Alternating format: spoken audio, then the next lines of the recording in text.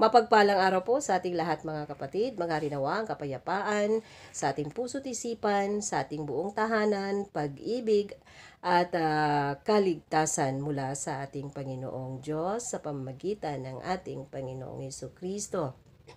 Thank you Lord Jesus. Muli, isang pagkakataon na naman po sa ating mga buhay na ating mapakinggan ang mabuting balita, ang buhay na salita ng ating Diyos ngayon. No? So dito maraming katanungan dahil naririnig natin sa sanlibutang ito sa ating mundong ginagalawan na ang dami ng mga nagtuturo ng mga katuruan na ito'y tungo sa ating kaligtasan. So ano po ba ang tamang katuruan tungo sa ating kaligtasan? Ano ba ang tama o totoong gospel para tayo ay maligtas? Na sa mundong ating ginagalawan, may tatlong tinatawag na katuroang tungo sa ating kaligtasan. At ito'y ating lalakbayin ngayon sa tulong ng Espiritu Santo bilang driver o tagapanguna sa atin upang hindi tayo maliligaw at upang ito'y ating malalaman o mauunawaan kung alin sa tatlong katuroang ito ang tungo sa totoong kaligtasan o tungo sa totoong gospel. Ang mga katuroang ito ay itinuturo ng iba't ibang simbahan sa buong mundo. Ito'y itinuturo o ipinangaral ng iba't ibang relihiyon sa buong mundo sa pamamagitan ng mga nangangaral ng salita ng Diyos tungkol sa kaligtasan. At sa tatlong katuroang ito, ang isa dito ay itinuturo ng mga pastor o mga ngaral ng simbahan o relihiyon na walang biyaya para maligtas, kundi ang kaligtasan dito daw ay sa pamamagitan ng gawa or works. So 0% grace, walang biyaya ang kaligtasan at ang kaligtasan dito ay by works. Ang isa naman dito ay halo 50% grace at ang kaligtasan dito ay by grace plus works, biyaya at gawa. So halo, pinagsama, no? Perverted gospel, halo ang gospel dito sa turo na ito. At ang pangatlo ay purong biyaya, 100% grace, 100% biyaya, full grace. At ang kaligtasan dito ay purong biyaya din o grace alone through faith in Jesus Christ alone. Ngayon, unahin natin ang kaligtasan by works o gawa. Na sa ating unang paglalakbay sa mga previous vlog natin, nalalaman natin na walang anumang gawa ng tao ang ikaliligtas niya. Kaya ang tanong, bakit ang kaligtasan by works ay hindi nagwo-work? Or why salvation by works won't work? Dahil ito sa kasalanan ng isang tao na sa kanyang pagkakasala, buong sanlibutan ay nagkakasala. At sino ang taong ito? Ito'y si Adan. Roma 5:12. Ang kasalanan ay pumasok sa sanlibutan sa pamamagitan ng isang tao at ang kamatayan sa pamamagitan ng kasalanan niya. Dahil dito, lumaganap ang kamatayan sa lahat ng tao sapagkat ang lahat ay nagkasala. So ano daw po ang pumasok sa sanlibutan? Kasalanan. At sino itong nagkakasala na pati tayong lahat, sangkatauhan, tibuo katauhan sa kalibutan, nagkakasala? Ito'y sa pamagitan ng isang taong si Adan, no? At ang kamatayan dito dahil sa kanyang pagkakasala. So ano ang kamatayan dito? Ibig sabihin, ang ating espiritu ay namatay dahil sa kasalanan ni Adan. Kaya tayo malayo sa Diyos, no? Hindi kilala ang Diyos, ang totoong Diyos, ang tunay na Diyos. So ang kamatayan dito, hindi ang ating physical, itong nahihipo nating katawan. Ang namamatay dito, kundi ang ating espiritu. Ibig pong sabihin, dahil sa kasalanan ni Adan, nagkasala ang lahat ng tao at ang kamatayan sa pamamagitan ng kanyang kasalanan. Na si Adan ang naging punong makasalanan sa sanlibutan, na kung ang puno ay makasalanan, ang kanyang magiging bunga o mga bunga ay makasalanan. At tayong lahat ay ibinilang na makasalanan sapagkat ang punong ating pinagmulan ay punong makasalanan. No exemption.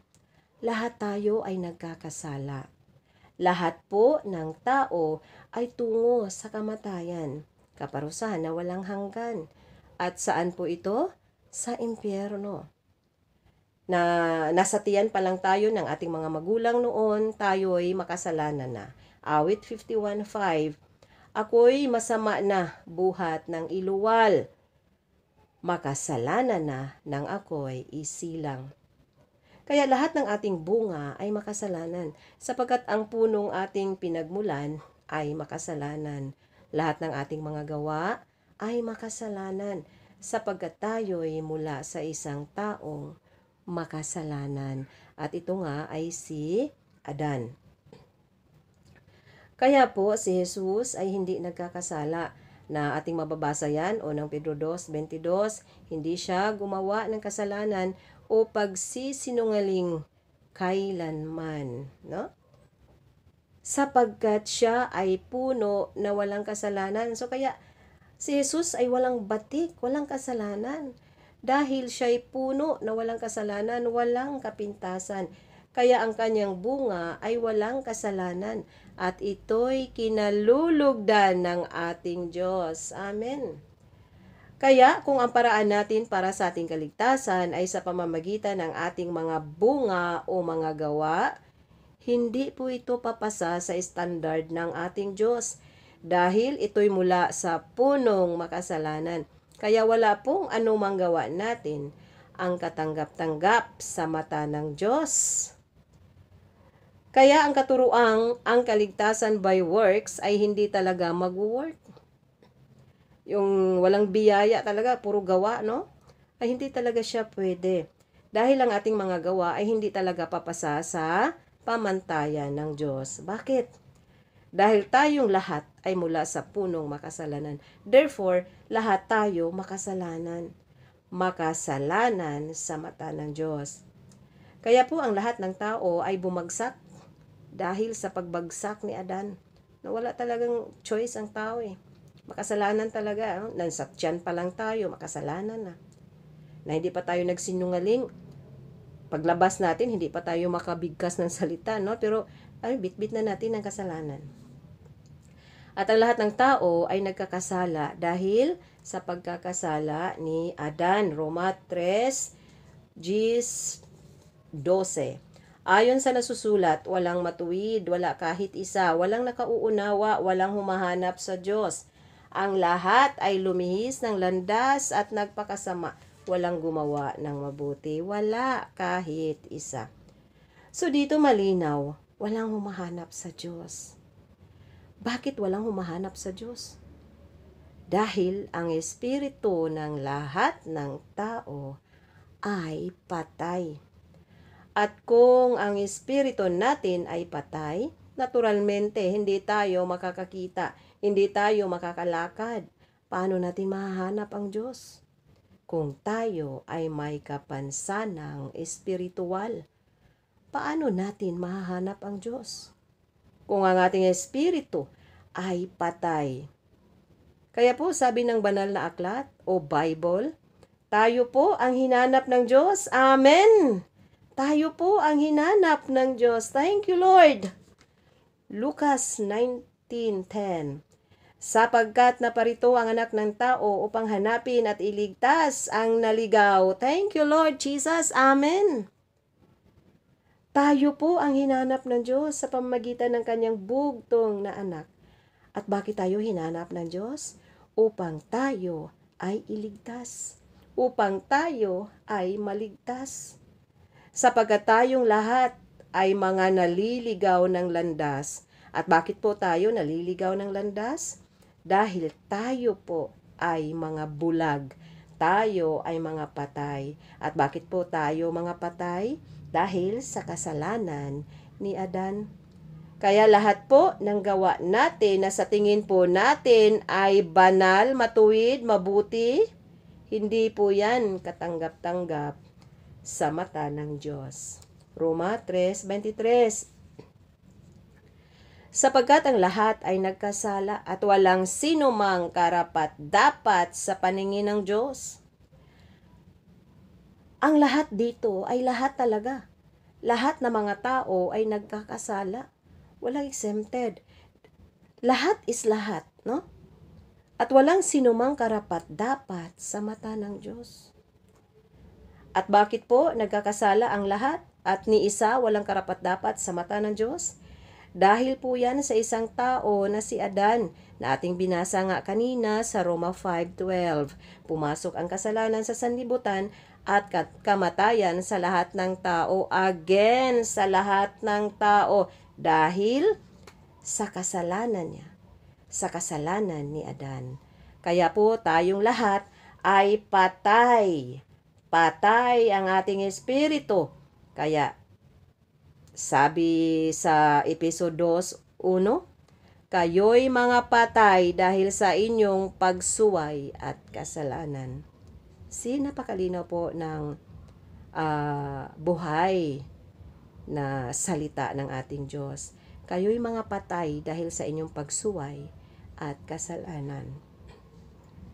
Kaya kahit anong gawin natin ay hindi papasa sa Diyos. Kaya ang salvation by works will never works at all.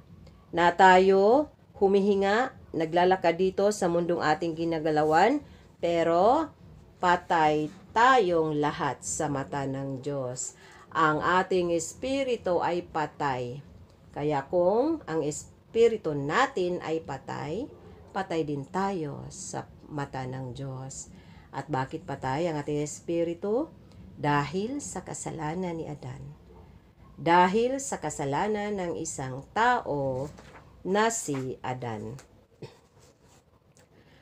Buhay lang tayo sa laman. Ito katawan natin na kukurot natin ngayon, no? So buhay lang tayo sa laman, humihinga. Yung pagkatawhano natin. Pero ang ating mga espiritu, ang ating espiritu ay patay. Kaya tayo ay hiwalay sa Diyos, malayo sa Diyos. At lahat ng ating works for salvation ay hindi talaga obra sa pamantayan ng ating Diyos. Kaya po tayo ang hinahanap ng Diyos. Amen. Dahil wala tayong kakayahang hanapin siya. At mahahanap lamang tayo ng Diyos kung ating tatanggapin ang natatanging regalo niya sa atin. Amen. Thank you, Lord Jesus talaga. Kaya hindi po ibig sabihin na dahil sa kasalanan ni Adan, mapupunta tayong lahat sa impyerno. Na hindi po ibig sabihin na dahil sa ating pagkakasala sa pamamagitan ng kasalanan ni Adan, tayo ay susunugin sa apoy. Dahil hindi po makatarungan na ang tao ay mapupunta sa impyerno dahil sa kasalanan ni Adan. Hindi po makatarungan na lahat ng likha ng Diyos na mga tao ay mapupunta sa impyerno dahil lamang sa pagkakasala ni Adan. Kaya po ang Diyos ay gumawa ng pamamaraan upang makalasap ng kaligtasan ang sangkatauhan. Amen. Upang matakamtan ng lahat ng mga tao ang biyaya ng kaligtasan. Kung tatanggapin nating lahat ang regalo ng Diyos sa atin. Kaya po ang tao ay mapupunta sa impyerno hindi dahil sa kasalanan ni Adan. Mapupunta ang tao sa impyerno dahil sa ginagawa ng tao. Ano ang ginawa ng tao? Yung tinanggihan ng tao ang paraan ng Diyos o inaalok ng Diyos para hindi ka mapunta sa impyerno. Bakit ka mapupunta sa impyerno, kapatid? Kung tatanggihan mo ang natatanging paraan ng Diyos para ikaw ay maligtas, kung tatanggihan mo ang regalo ng Diyos ng kaligtasan, kung patuloy mong tatanggihan ang biyaya ng Diyos, ang libreng kaligtasan. Ang kaligtasang ito ay hindi bunga ng iyong gawa, kundi biyaya, libreng kaloob ng Diyos upang ikaw, kapatid, ay maligtas, upang tayong lahat ay maligtas. Kung tatanggapin mo ang biyayang ito, o ang regalong ito, kapatid, ikaw ay maligtas. Maliligtas at patuloy na maliligtas. At ang kaligtasan ito ay magpakailan paman. Amen. Thank you, Lord Jesus. Ang kaligtasan ito ay biyaya ng Diyos. Ang kaligtasan ito ay regalo ng Diyos. Ang kaligtasan ito ay habag ng Diyos sa atin. Ganon kadakila ang Diyos sa ating lahat, mga kapatid. Tayo'y nilikha ng Diyos hindi para mapunta sa impyerno. Nilikha tayo ng Diyos para sa Kanyang kaharian. Nilikha tayo ng Diyos bilang tagapagmana niya. Amen? Thank you, Lord Jesus. Purihin natin ang ating Panginoong Diyos na may likha sa ating lahat. No? Napakabuti. Napaka-mahabagin ang ating Diyos sa atin. Ang pagkakasala po natin ay nakakabit na sa atin, no? Na nasa sinapupunan pa lamang tayo sa ating mga nanay, tayo makasalanan na isinilang tayong sinungaling, no? Na isinilang tayong bit-bit ang kasalanan ng punong ating pinagmulan. Awit 58:3. Iyong masasama sa mulat mula pa, sa pagkabata ay sinungaling na. Kaya kahit anong gawin natin kabuti-buti, yung mabutan ka sa ngatanan kunuhay ba, mabait talaga, sobrang mabait talaga. Tanan na lamang nakikita ng tao na napakabait. Na lahat na ng parang hakot award na ang kabaitan ng tao, no? Pero why effect yan sa mata ng Diyos? Bakit? Dahil likas tayong makasalanan. Isinilang tayong makasalanan. We are born sinner. We are spiritually dead. Ang saklap po ng ating kalagayan dahil lamang sa kasalanan ng isang tao, no? Kaya hindi po makatarungan na mga sugbat sa impyerno dahil sa kasalanan ng isang tao. Hindi po makatarungan na tayong lahat tungo sa kaparusahan na walang hanggan. Kaya hindi po aksidente, mga kapatid, na napanood mo itong mabuting balitang ito.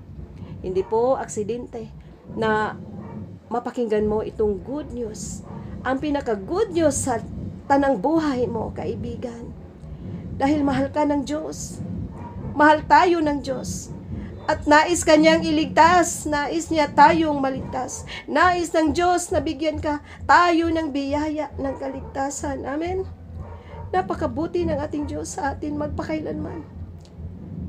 Hindi niya tayo iniwan. Hindi niya tayo tinalikuran. Hindi niya tayo kinalimutan man. Puno siya ng habag sa atin. Puno siya ng pag-ibig sa atin. Puno siya ng pag-iintindi sa ating lahat. Amen. Thank you, Lord Jesus. Kaya mga kapatid, tanggapin natin ang biyayang ito, ang libreng kaligtasan ng ating Diyos. No? Kaya ang kaligtasan by works ay hindi talaga pwede sa mata ng Diyos. Dahil ang lahat ng ating mga gawang mabuti o ano paman ay basahan sa mata ng Diyos. Isaiah 64:6. Lahat tayo'y naging marumi sa harapan ng Diyos. Ang mabubuting gawa natin, maruruming basahan ang katulad. So hindi lamang po ito isang grupo ng mga tao, isang bansa o 5 bansa ang tinutukoy dito, kundi buong mundo. Lahat ng tao sa buong mundo ang pinopoint out sa verse na ito. Na anumang mabubuting gawa natin ay tulad ng isang maruming basahan sa mata ng Diyos. Ano ba ang mabubuting gawang ito? Na minsan feeling natin na ito na yung kaligtasan natin, no? Na may malangit ako, kay mabuti naman akong tao, wala naman akong kaaway, no? Feeling natin ba na palasimba ta? Na tanan na lamang talagang feeling natin, ay yung pakiramdam lang natin ba, no? So ito yung mabait ka sa kapwa mo, na ito yung tingin mo ligtas ka, nagbibigay ka sa kapwa mo, na pakiramdam mo dito ka maligtas, dito ka malangit. Tinulungan mo ang iyong kapitbahay dahil may sakit, no? Dinala mo sa ospital. Nagbibigay ka ng mga ulam, bigas sa kapitbahay, ayuda sa kapwa. Lahat, kapatid, ilista na natin. Ilista natin lahat ng kabutihang ginawa natin sa araw-araw. Mula't mula ng ating mga nagsimula ang ating buhay, nagkamalay ang ating mga isipan, ilista na natin lahat ng kabutihang gawa natin na sa tingin natin, doon tayo maliligtas. Lahat po yan ay basahan, maruming basahan sa mata ng Diyos. Bakit? Dahil tayo'y isinilang ng makasalanan. At mababasa po natin yan, Jeremiah 13:23. At hindi na maaalis sa atin ang batik ng kasalanan sa ating buong pagkatao dahil kailanman hindi kayang palitan ng leopardo ang batik ng kanyang balahibo. Hindi kayang palitan ng tao ang kulay ng kanyang balat. Hindi natin kayang tanggalin ang ating kasalanan sa pamamagitan ng ating mga mabubuting gawa. Tanong, kaya ba ng tao o kaya ba natin na gumawa para sa ating kaligtasan? Dahil kung ang sagot mo, kaibigan, ay oo, kaya, hindi na sana isinugo si Kristo sa sanlibutan upang iligtas ang sangkatauhan. Wala sanang Kristong ipinako hanggang namatay sa krus. Wala na sanang nagbubo ng dugo sa krus ng Kalbaryo. Thank you, Lord. Salamat, aming Diyos, na mapagmahal ka namang tanan. Mga kapatid, lahat po ng gawa nating mabuti ay mabuti naman po talaga. Kaso, sa mata lamang po ito ng tao pasado. Sa ating kapwa lamang ito pasado. Kaya yung mga iba nga dito, no? Pinaparangalan dahil nalulugod sa kabutihan na gawa ng ating kapwa. No, yung iba, bibigyan pa yan ng mga recognition, no? Bibigyan pa ng reward o award dahil sa nagawang mabuti. Pero hindi po yan sapat para ikaw, tayo, ay maligtas. Dahil lahat ng yan ay basahan sa mata ng Diyos. At hindi lamang ito basta-basahan, kundi maruming basahan ang katulad sa paningin ng Diyos. Amen? Tanong, anong gawa ng tao ang papasa sa pamantayan ng Diyos? Ano daw po ang gawa ng tao na kayang tanggapin sa mata ng Diyos para sa ikaliligtas natin? Isa lamang po, mga kapatid. Isang gawa lamang po. Mabuting gawa ang katanggap-tanggap ng Diyos. Ang mabuting gawa ni Kristo sa krus ng Kalbaryo. Yun po ang kalugod-lugod sa mata ng Diyos. Ang katanggap-tanggap sa mata ng Diyos. Ang mabuting gawa ni Kristo sa krus ng Kalbaryo. Ang inalay niya ang kanyang buhay hanggang sa siya'y namatay. Doon nalulugod ang Diyos at ang sino man ang tatanggap manampalataya kay Kristo ay maliligtas. Gawa 4:12. Kay Hesukristo lamang matatagpuan ang kaligtasan sapagkat sa silong ng langit ang kanyang pangalan lamang ang ibinigay ng Diyos sa ikaliligtas ng tao. Amen. Thank you, Lord Jesus. Napakalinaw ng verse na ito. Kay Hesukristo lamang po matatagpuan ang kaligtasan. Amen. Dahil ito lamang ang natatanging pangalang ibinigay ng Diyos para sa ikaliligtas ng tao natin. Amen. Thank you, Lord. Thank you, Lord Jesus. Wala ka nang ibang sasambitin sa bibig mo, kapatid. Thank you, Lord Jesus. Dahil sa iyo ako'y ligtas. Dahil sa tinapos mo sa krus, ako'y ligtas. Thank you, Lord. Wala pong ibang pangalan ang sinabi ng Diyos dito, kundi ang pangalan lamang ni Hesukristo ang ibinigay ng Diyos para sa ikaliligtas natin. Thank you, Lord. Kaya kung tinatanggap mo ang biyaya, ang regalo ng Diyos na mao si Kristo, ikaw, tayong lahat, ay tatanggap or tatanggapin ng Diyos dahil kay Kristo. Kung tinanggap mo ang biyaya, ang regalo ng Diyos na mao si Kristo, ikaw, kapatid, tayong lahat ay tatanggapin ng Diyos dahil kay Kristo. Tayong lahat ay ligtas magpakailanman at magpakailan paman. Amen. Thank you, Lord Jesus. Kaya ang kaligtasan by works ay hindi tamang katuruan tungo sa ating kaligtasan. Ang kaligtasan by works ay isang pagpapahirap sa atin, isang pagpalihis sa ating landas, no, tungo sa tunay na kaligtasan. Dahil ang ating kaligtasan ay sa pamamagitan ni Kristo at si Kristo po lamang. So walang gawa natin ang tatanggapin ng Diyos, kundi ang gawa lamang po ni Kristo sa krus ng Kalbaryo. Kaya ang kaligtasan by works ay big no talaga siya. Okay, dako na tayo sa pangalawa mga kapatid.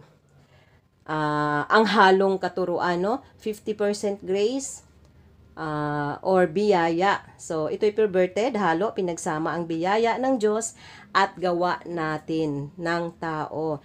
Pinagsama, tinatanggap si Kristo, pero may kasamang gawa. So, ito yung halo, 50% biyaya ng Diyos, 50% gawa natin. Kayod para maligtas. 50% lang ang ginawa ni Kristo. Dahil ang 50% dito, tayo daw ang gumawa. So, tingnan po natin. Roma 11:6. Ngunit kung ito'y sa pamamagitan ng biyaya, ay hindi na sa mga gawa. Sa ibang paraan, ang biyaya ay hindi na biyaya.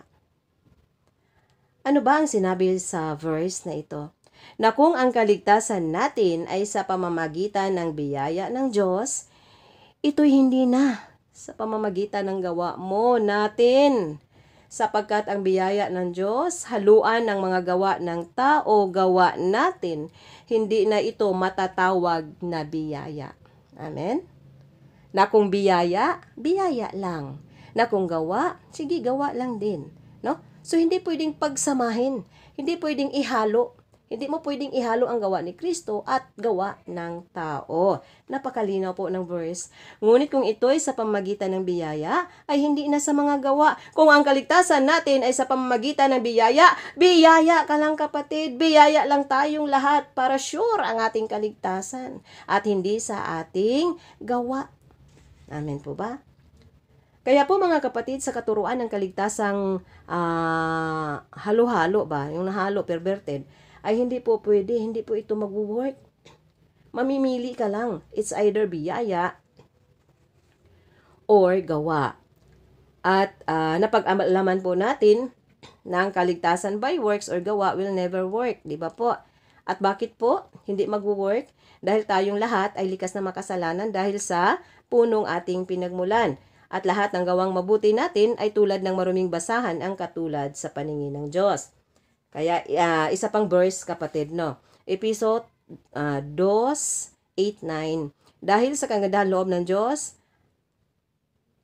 ay naligtas kayo sa pamamagitan ng inyong pananalig kay Kristo. At ang kaligtasang ito ay kaloob ng Diyos, hindi mula sa inyo.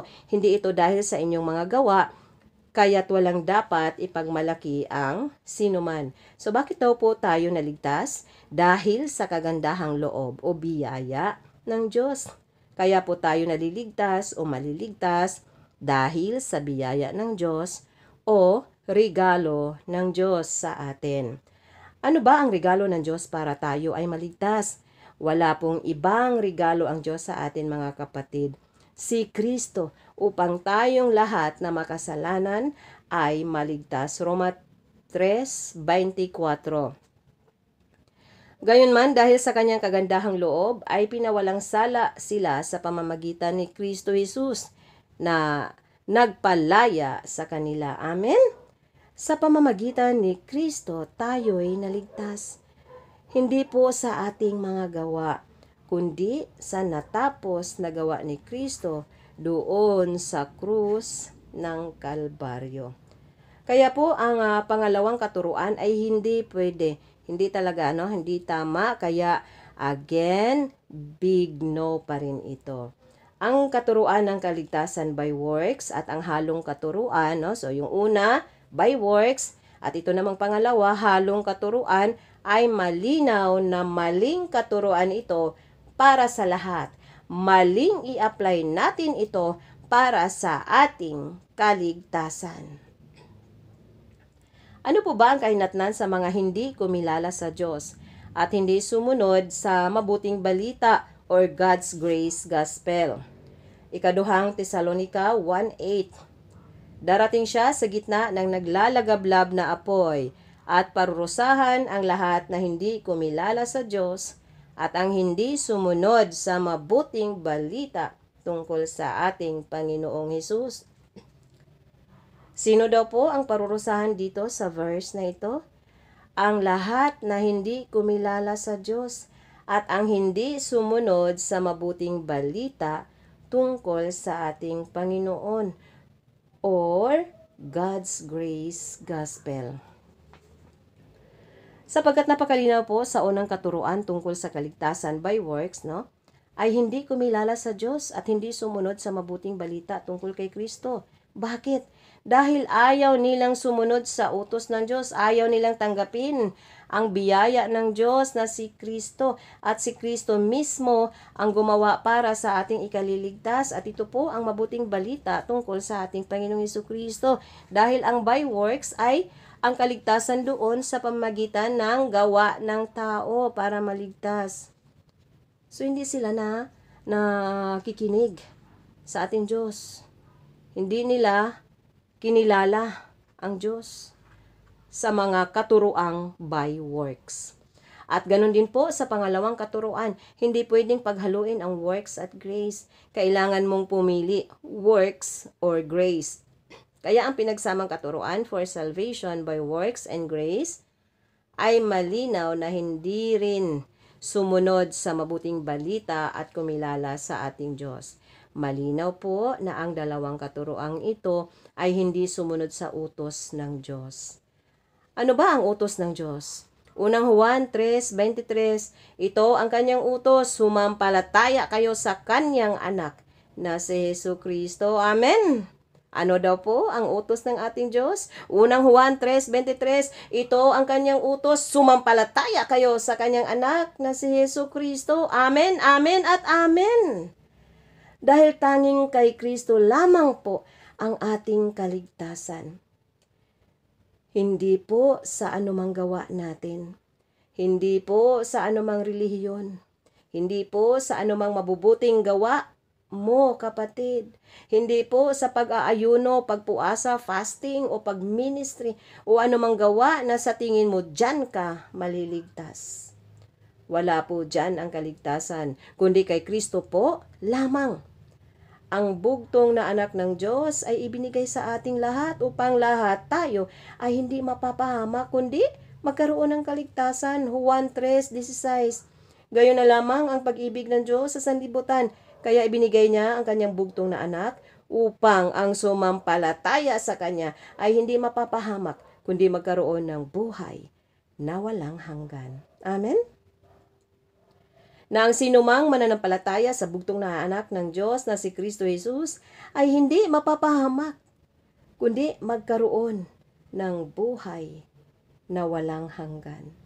At sa ating pananampalataya kay Kristo, ang ating espiritong dating patay dahil sa pagkakasala ni Adan ay mabubuhay. Amen. Ang ating espiritu ay buhay na. Tayo ay makakalakad at makakakita na sa daan na nagliliwanag tungo sa kaligtasan, ang buhay na walang hanggan. Amen. Thank you, Lord Jesus. At ang sinumang nananalig kay Kristo ay nakasunod sa utos ng Diyos. Very good at very good tayo sa mata ng Diyos.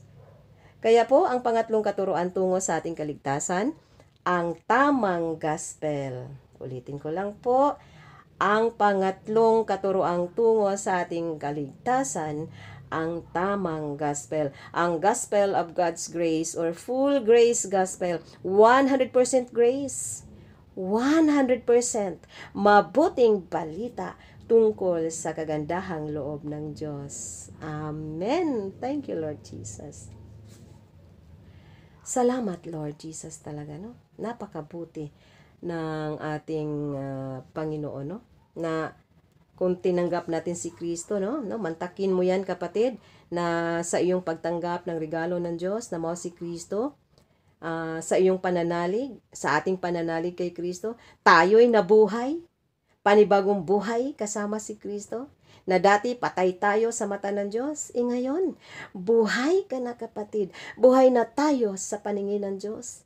Hindi na tayo mga bulag sa katotohanan. Dilat na ang ating mga diwa at isipan dahil tinanggap na natin ang totoong katuruan, ang regalo ng Diyos tungo sa daan ng katotohanan. Kaliwanagan, totoong kaligtasan, ang buhay na walang hanggan na kay Kristo po lamang natin matatagpuan. Amen. Thank you, Lord Jesus. No? Thank you, Lord Jesus talaga. Na ang tamang katuruan ng ating kaligtasan ay ang 100% grace, 100% mabuting balita, at ito ay kagandahang loob ng ating Diyos. Gawa 20:24. Ngunit walang halaga sa akin ang aking buhay. Maganap ko lamang ang aking tungkulin at matapos ang gawaing ibinigay sa akin ng Panginoong Hesus, ang pagpapahayag ng mabuting balita tungkol sa kagandahang loob ng Diyos. Amen. Thank you, Lord Jesus, no, na ang katuroang ito ay itinuturo ni Apostol Pablo, dahil kung hindi isinugo si Apostol Pablo, wala siguro tayong mababasang mabuting balita tungkol sa ating mga hintil. Dahil ang ina-appoint dito ni Jesucristo, ang ating Panginoon, ay si Apostol Pablo na isinugo ng ating Panginoong Hesus upang ipangaral sa atin ang magandang balita ng biyaya ng Diyos, regalo ng Diyos, ang 100% grace, full grace gospel, na si Kristo ang regalo ng Diyos sa atin, at ang laman ng regalo ng Diyos ay ang tinapos na gawa ni Kristo sa krus ng Kalbaryo. Amen? Na iyan po ay ating mapanood sa part 5 at saka sa part 5A. At ang sinumang tatanggap sa regalong ito ng Diyos at pananaligan ang tinapos na gawa ni Kristo ay tatanggap ng biyaya ng kaligtasan, libreng kaligtasan, kapatawaran sa lahat ng ating mga kasalanan, kabanalan, kagalingan sa lahat ng ating mga karamdaman, kasaganahan, at tayo'y lubos na pinagpala at pinabura ng ating Diyos. Amen? Kaya, charito po sa ating lahat, mga kabiyaya, kapatid, kaibigan. Thank you, Lord Jesus.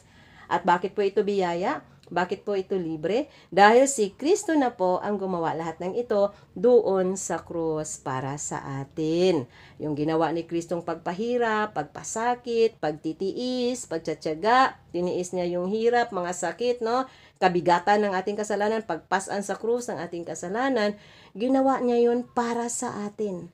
Para sa ating lahat na nananampalataya kay Kristo. At ang lahat ng ito'y kagandahang loob ng ating Diyos. Biyaya, regalo ng ating Diyos. At ito po ang mabuting balita para sa lahat. Ang full grace gospel ng ating Diyos. Ang totoong gospel ng ating kaligtasan. Amen! Thank you, Lord Jesus. Charito po sa ating lahat, mga kapatid. Maraming salamat sa lahat po ng nakapanood ngayon, na nakapakinig sa mensahe ng ating Diyos, na ako'y nananalig at nagpapasalamat sa ating Panginoong Jesucristo na inyong mapakinggan ang boses ng ating Diyos, inyong maririnig ang salita ng katotohanan, at ito'y magpapabukas ng inyong mga puso't isipan at tanggapin ang natatanging regalo ng ating Diyos, ang ating Panginoong Jesucristo, na siyang tinugdan sa atong kaluwasan, ang buhay na walang hanggan. Dahil kung walang Kristo, wala tayong kaligtasan. Kaya purihin natin ang Diyos na may likha sa ating lahat, at ating Panginoong Jesucristo na siyang gumawa para sa ikaliligtas ng lahat ng mga nananalig sa Kanya tungo sa buhay na walang hanggan. Amen. Thank you, Lord Jesus. Charito pong muli sa ating lahat. Tayo'y lubos na pinagpala at pinabura ng ating Diyos. Amen.